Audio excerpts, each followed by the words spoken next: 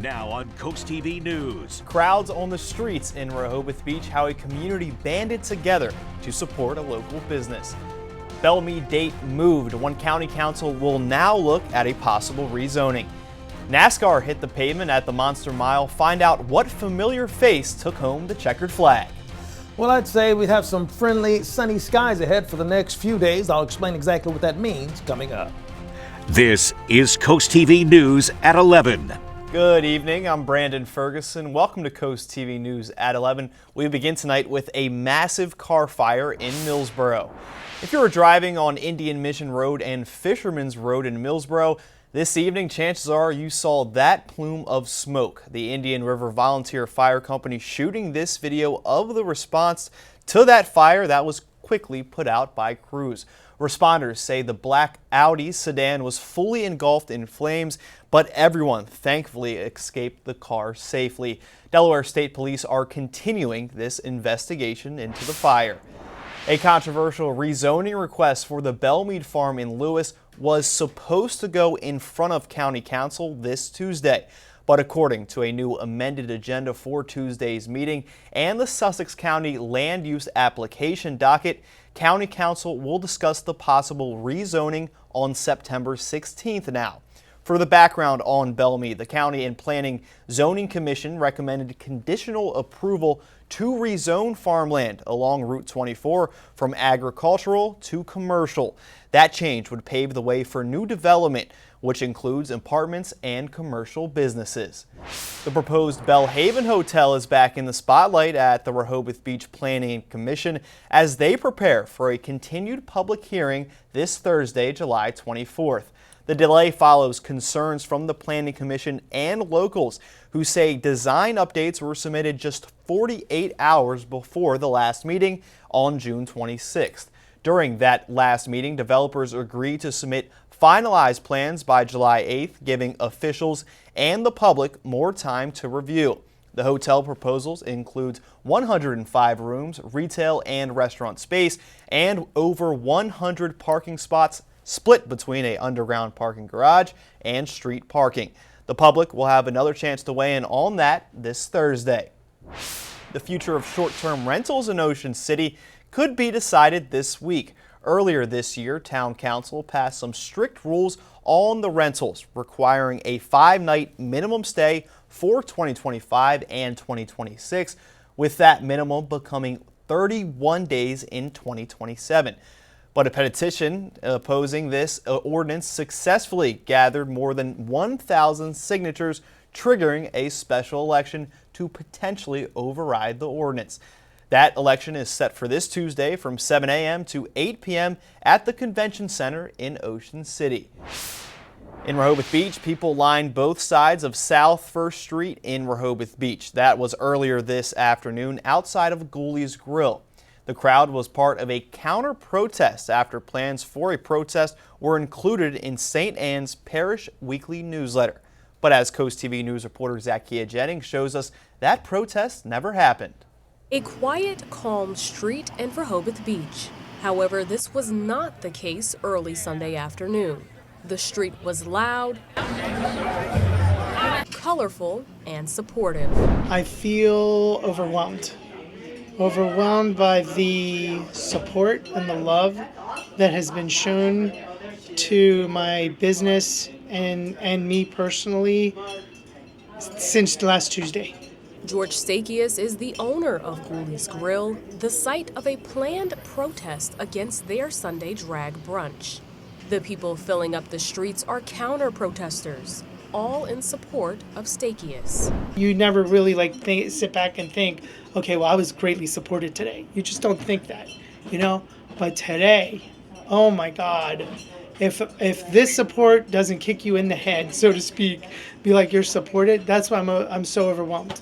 Stakius reached out to Sussex Pride when he learned about the planned protest. Coast TV had a chance to speak with them as well. I spoke to the father who runs St. Anne's, and he confirmed that that was the case. It is a separate organization that is organizing it, but apparently St. Anne's membership has a group that is connected with this organization. To those who were planning to protest the drag brunch, Stakius says, God is love, right? You're using God's love. So guess what happened today? God showed his love.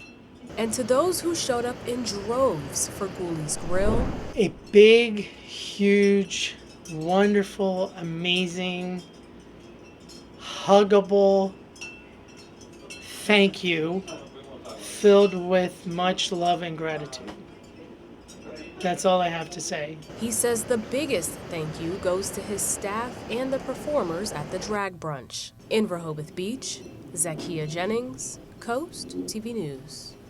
We're now going to take a live look outside into Milford and bring in our first alert, Chief Meteorologist Paul Williams. Good evening, Paul. Good evening to you. And right now we're taking a look at the temperatures. We're at 82 degrees in Lewis and in Rehoboth Beach. We're holding at 79 in Long Neck as well as Milton. 79 also in Bridgeville as well as Seaford. And we're at 80 degrees in Delmar and Gumboro. It feels pretty close to the actual temperature. So the humidity is now going to start to tank for us. And that's a very good and comfortable thing.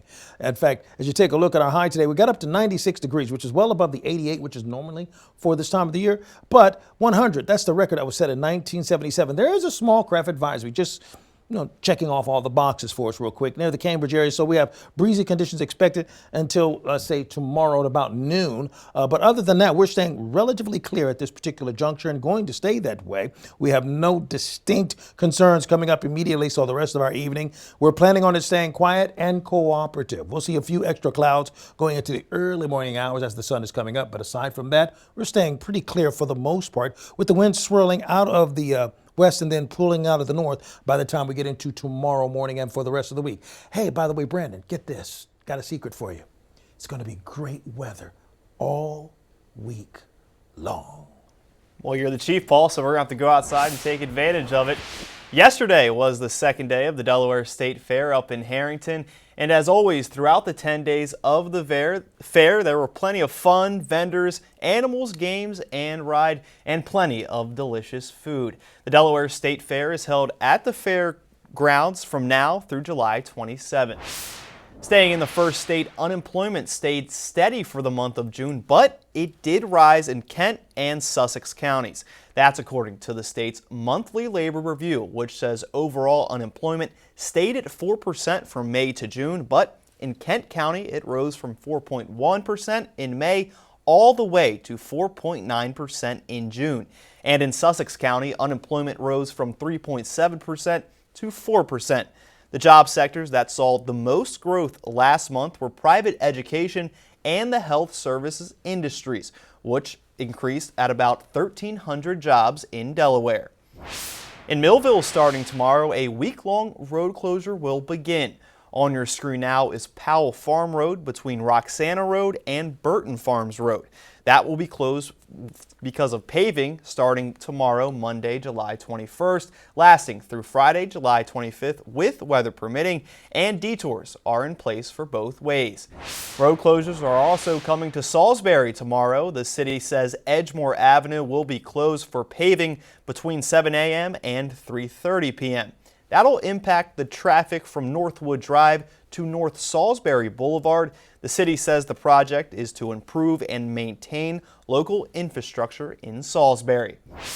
Now to Rehoboth Beach, where 3 people are in the running for 2 seats on the Board of Commissioners. They all participated in a forum yesterday morning at the Rehoboth Beach Volunteer Fire Company. Susan Stewart is a lawyer, a financial advisor, and serves on the city's planning commission. Jeffrey Good is an economist, and Chris Galanti is an urban planner and community advocate. Here is what the candidates say they want you to know. My commitment to voters is I will be respectful, I will do my homework, so I'll make informed votes, and I'll work hard to understand what people want and have it reflected in our agenda. I'm the only one running who will focus on fiscal sanity of the city. I believe we're really headed into the wrong direction. I bring a data-based approach to decision making. I like to find commonality with my colleagues and work collaboratively on solution and problem solving, and that's the type of perspective that I'll bring. Election Day is August 9th from 10 a.m. to 6 p.m. at the Rehoboth Beach Convention Center. And now to national politics, where President Trump is marking 6 months in office today and his push to try and reshape the federal government, but backlash lingers over his administration handling of the Jeffrey Epstein case. As President Trump eagerly touts his second-term success, we achieved more in 6 months than almost any administration could accomplish in 8 years. The ongoing firestorm over his administration's handling of the case of notorious sex offender Jeffrey Epstein dominating headlines, with both parties weighing in. We should know what happened here. And it is a claim that this president has made time and time again, and the American people have the right to know what happened. You got 1,000 children that were abused by this dirtbag, and yet the American public's all pointing the finger, trying to play politics with this thing. This morning, the president defending himself, writing, "My poll numbers within the Republican Party and MAGA have gone up significantly since the Jeffrey Epstein hoax." But new polling from CBS shows the president's approval rating has broadly declined since February. That victory lap coming as many of the president's own supporters demand the Justice Department release more information on Epstein.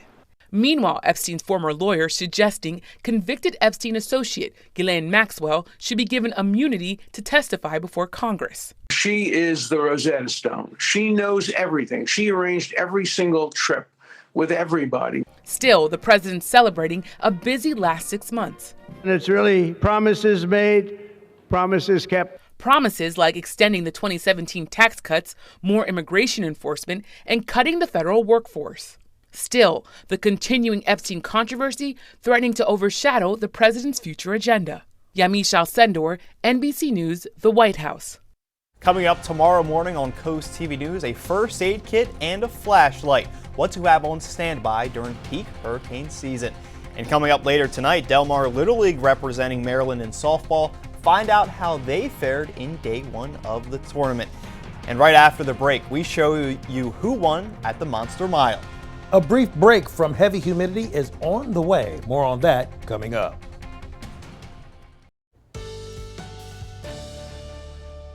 You know what? I want to cut to the chase before I go through all of this complicated stuff.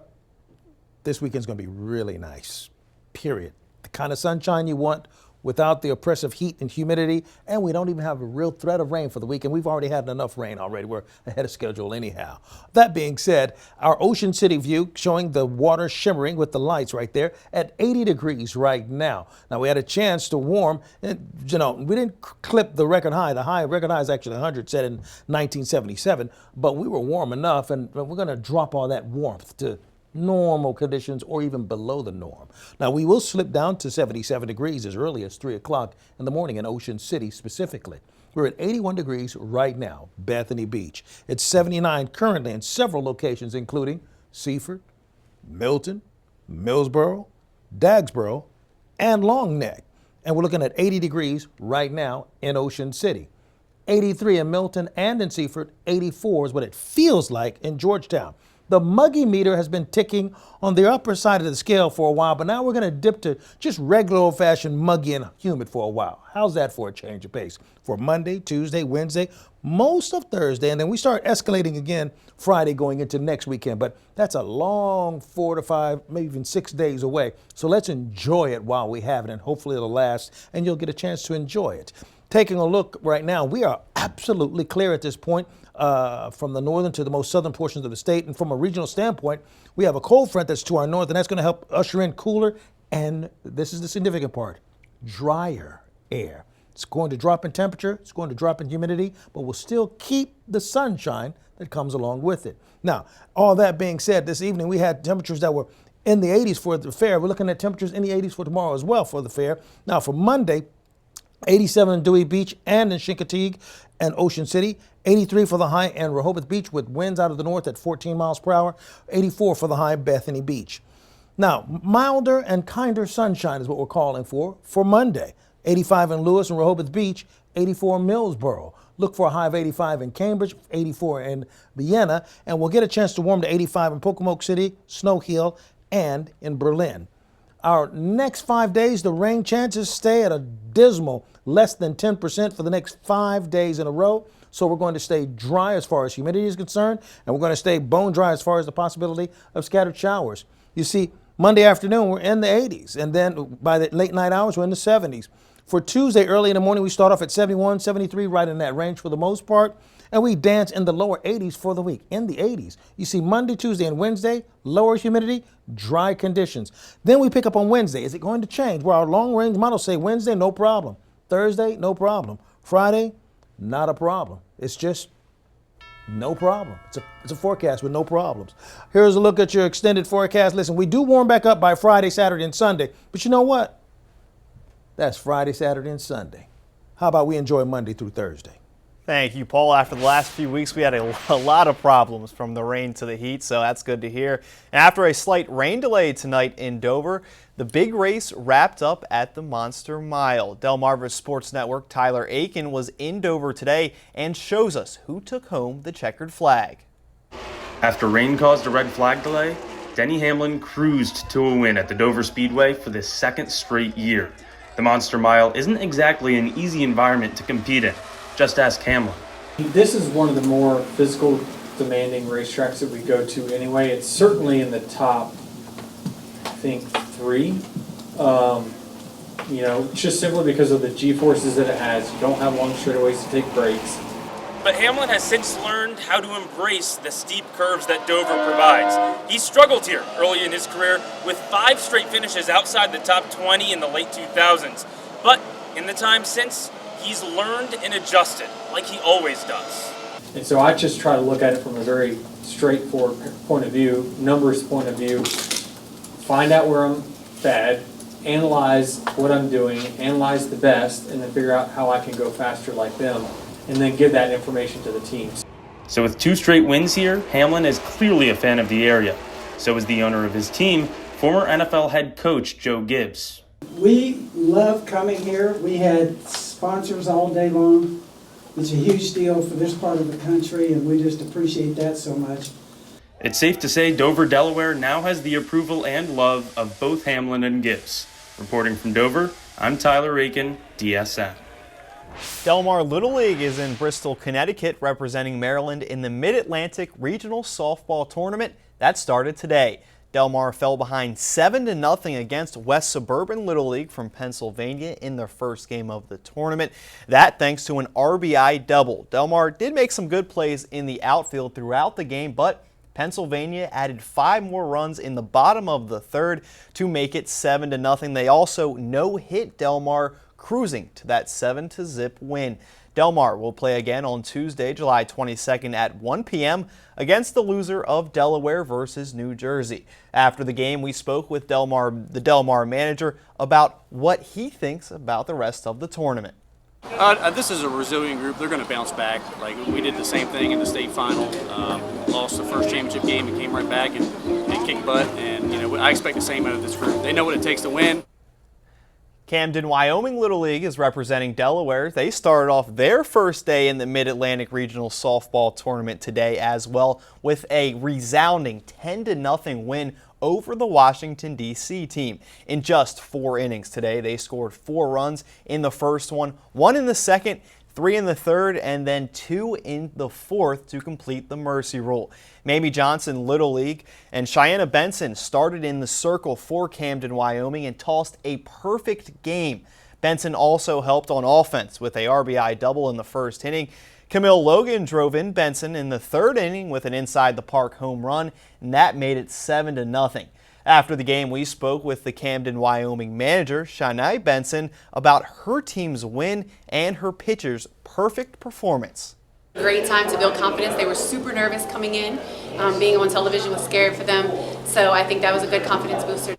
Camden, Wyoming will play New Jersey on Monday, July 21st at 1 p.m. Coming up next, a Pennsylvania plane crash kills one. What authorities say happened.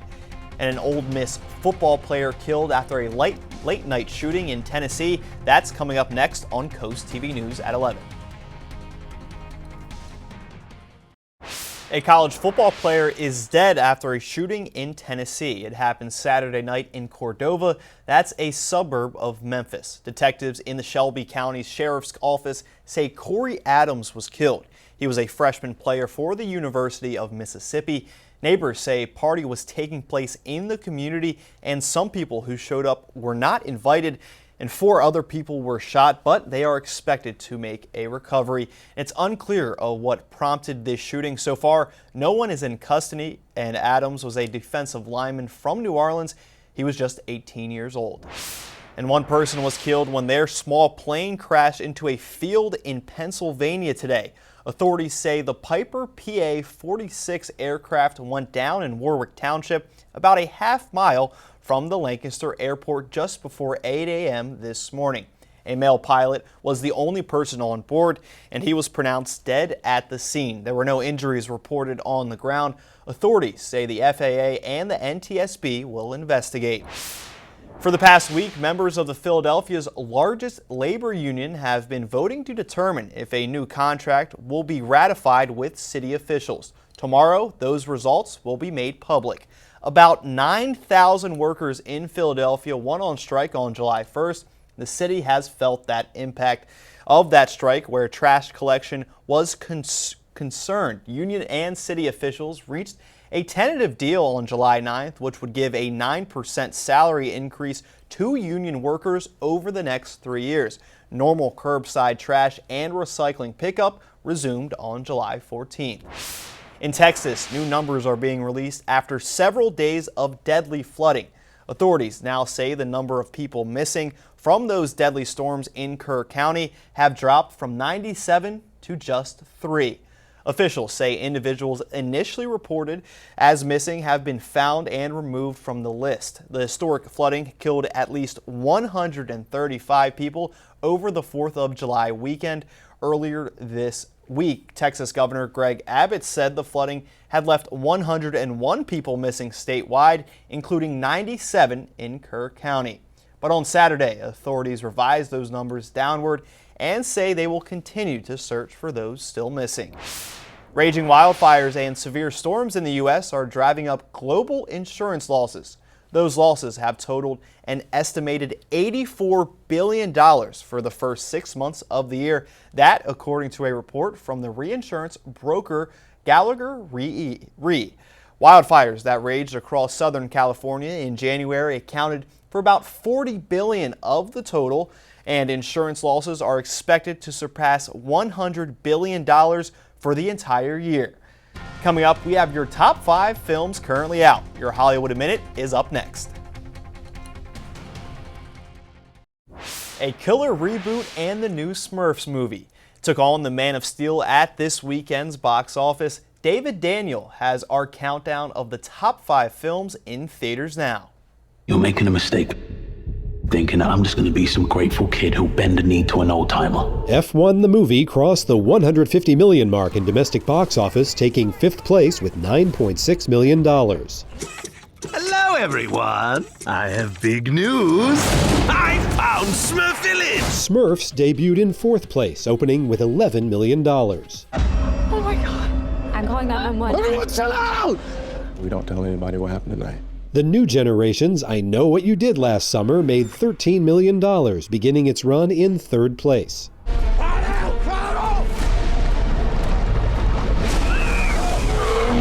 Jurassic World Rebirth remained a strong 2nd, earning $23.4 million for a domestic total of $276 million. Crypto!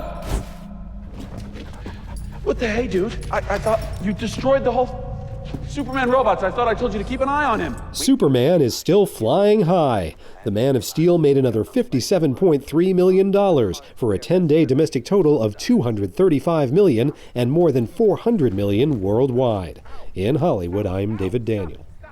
We're now taking a live look into Salisbury, and after the break here on Coast TV News at 11, we have a final check on your forecast. Each Friday, you can cheer up with a weekly dose of local good news from Coast TV. It's full of features, cool things to do each weekend, and more. You can sign up now for our Feel Good Friday newsletter at coasttv.com/sign-up. And you might see a story like this one on that newsletter. A very special occasion took place yesterday. Raymond Spruill celebrated his 100th birthday. Raymond is a U.S. Navy veteran, and the festivities took place yesterday at the American Legion Post 28 in Millsboro. All of his accolades were on display, along with some cake. He was surrounded by his family and friends on his special day, and he offered some advice to younger generations. Don't wipe out the history of your ancestors. Learn from your ancestors. I'm hard in genealogy. And Raymond asked that we give a special shout out to the VA in Georgetown. He says thank you for taking such good care of him. That is absolutely awesome. He is absolutely correct, by the way. All right, our Dover, 79 degrees, actually, and we're going to drop to 77 by 3 o'clock with partly cloudy skies. By the way, our skeeter meter is indicating that we're not going to have a high amount of activity, just moderate Monday, Tuesday, and Wednesday. Why? Because the humidity is going down. That's why. Keep up with your forecast by calling our weather line. The number to call is 443-880-9100. Your forecast is just a call away. Sponsored by the law offices of Bruxett, Mandalis, and Federico. And finally, here's a look at your 10-day forecast. Listen, we're going to enjoy below normal temperatures. In fact, Tuesday might be a little chilly. Wait a minute, did I say that for July? Yeah, end of July. A bit chilly when we drop down to 65 going into Wednesday night, going into Thursday morning. But then we'll start warming right back up again by the time we get to next weekend. And that's also when we're watching out for a thunderstorm to sparkle little things here and there. That'll go into the following week where we're going to go back to the storminess. So please enjoy this quiet and cool week of weather. Paul, I don't want to hear the word chilly again until October. We're going to have to wait on that. Thank you for joining us here for Coast TV News at 11. For more news and local weather, download our Coast TV News app. We'll see you in just a few hours for Coast TV News Today, starting at 5 a.m. Have a great night.